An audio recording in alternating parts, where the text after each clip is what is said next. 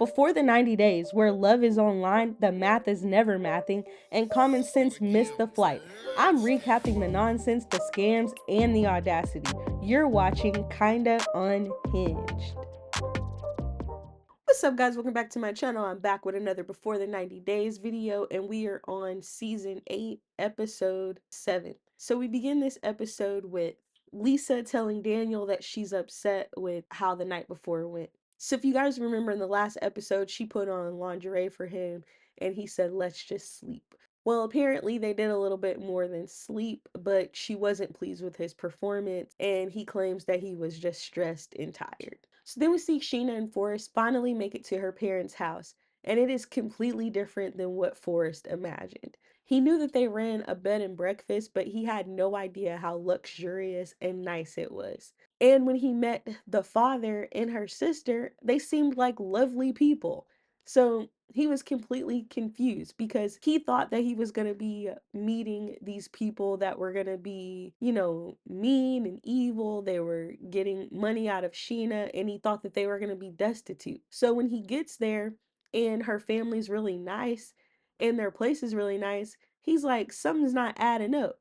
And Sheena says in her confessional that she hasn't been honest with Forrest and she's worried that this is going to blow up in her face. So then we catch up with Aviva and Stig, and she asks him what songs he's going to perform at his performance later that night. And he goes through a list of songs that he's going to do, and he says that he's also going to do a song called Vicky. And this upsets her because she said that her aunt told her that Stig did a Valentine's Day performance and he sung this song Vicky, and Vicky was there and he left with her. So she's like, who is Vicky? And he tells her, like, it's this lady that I had a past with. She had a husband, and we haven't been together for years. And then she confronts him with the information that her aunt told her. And he's like, that's just a rumor. He was like, I didn't leave with her. And she was like, well, apparently there were news articles about it. And he said, well, it's fake news because I didn't leave with her. And he's already starting to get annoyed with her jealousy already. So then we pick back up with Laura and Beercon where we left off with them having that conversation about his debt. And she says that now she's worried that he's going to marry her for her money. And he's like, is that what you think I'm doing? I'm marrying you for your money? Yup, yup, yup, yup, yup. And she's like, I don't know, that's what it sounds like. Then he completely seduces her and starts kissing her. And of course, that gets her mind off of it, which makes me feel like, Beercon, you are 100% a con. Because what? That's the only time she can get some affection out of you is when you're trying to change the subject. I don't know, it's a little fishy. So Rick and Trisha are on their way to another part of Madagascar. And on their way, they pass by a mall, and Trisha playfully says, maybe you should take me over there and buy me some things. And Rick kind of snaps and he's like, I'm not going to buy you anything. I'm already spending a lot of money. I'm not anybody's sugar daddy. And she's like, I'm not trying to be anybody's sugar baby. Like, I just said that you could buy me one thing. And he's like, well, I already pay your rent. Like, what more do you want out of me? So before they go to the show, Aviva tells Stig that she does not want him to perform the song Vicky because it would make her feel uncomfortable. And he's like, I gotta perform it. Like, that's one of my biggest songs. They're gonna be upset if I don't perform it. And she's like, well, I really don't want you to perform it. And I can see why she'd be upset, but at the same time, like, that's really not her place to tell him that he can't perform one of his biggest songs. But anyway, they get to the concert and it's more of like a club appearance, it looks like. So they get there and he's performing his songs, everything's going well, she's enjoying it, and then he starts performing Vicky. And this upsets her. And not only is he playing the song Vicky, but he's like entertaining some girl on stage, and Aviva doesn't like that. She's like, he's playing the song that he knows I didn't want him to play, and he's flirting with the girl. So she pulls out her phone and she like texts her friend that she's feeling awkward. And because it is like a club performance, it's pretty small in there, so he can see what she's doing from the stage. So this upsets him that she's ignoring his performance and just being on her phone. So he tries to get her attention by singing the unreleased song that he had, and she's still in her phone. It distracted him so much that he forgot the words. So when they leave the concert and they go back to the hotel, he's kind of upset. He's like, man, I can't believe I forgot the words. And she's like, I mean, that happens to everybody. And she's like, well, how did I do tonight? I think I did pretty well. And he is fuming. He's like, how can this girl think that she did well when she totally ignored me while I was performing and was texting on her phone instead of watching my show? All these other girls are in there dancing and vibing, and she's on her phone. So he's like, no, you didn't do well. And he confronted her about being on her phone. And she's like, well, I felt awkward. I'm here by myself, and you did that song that I didn't want you to do. So I texted my friends. And he's like, you don't see what you did wrong, and she really doesn't see it. And he gets upset and he's like, I need a breather. She says that she doesn't want to blow it and lose him. But Aviva, I mean, being on your phone while your man is performing is insane. Of course, that's gonna make him feel away. Like, come on. So then Daniel tells Lisa that she needs his uncle's blessing so that they can get married. And Lisa's like, you're a grown man. Why do I need your uncle's blessing? And he said, well, it's a part of my culture. Like, we have to get blessings from an elder to get married. So he's a little bit nervous about her meeting his uncle. So even though she met him briefly at the airport, but he wants to make sure she makes a good impression. And he's coming off a bit pushy and controlling and aggressive because they were out and they were eating. He was telling her that she wasn't eating the food the right way, and then she asked for a spoon so that she could eat the soup. And he was like, you don't need a spoon, just use your hands.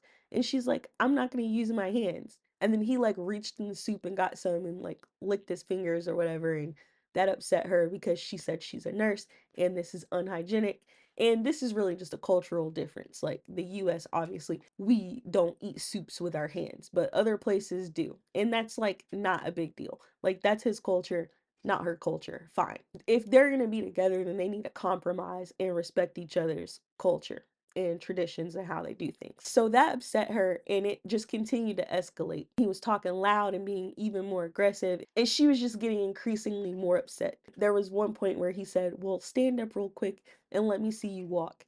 And she's like, yeah, you can see me walk all right. And she walks out the door and she starts vaping because she's so stressed out. So then we see Rick and Trisha, and Rick apologizes to Trisha for the way that he behaved. And he said that he was just triggered because in the past he's been with women who were only with him for what he could provide. And then when he could no longer provide what they wanted, then they left. So he was just afraid that she was using him for his money. And she's like, look, I know you don't have a lot of money. I'm not with you for that. As long as you provide my needs, that's fine with me. And he's like, well, I'll always be able to do that. I might not always be able to get you what you want, but I can definitely provide everything that you need. So then we see Forrest eating dinner with Sheena's family. And the sister's like, what was your career again? I forgot. And he was like, well, right now I'm unemployed and I'm living on disability. And she's like, what's your disability? And he tells her that he has autism.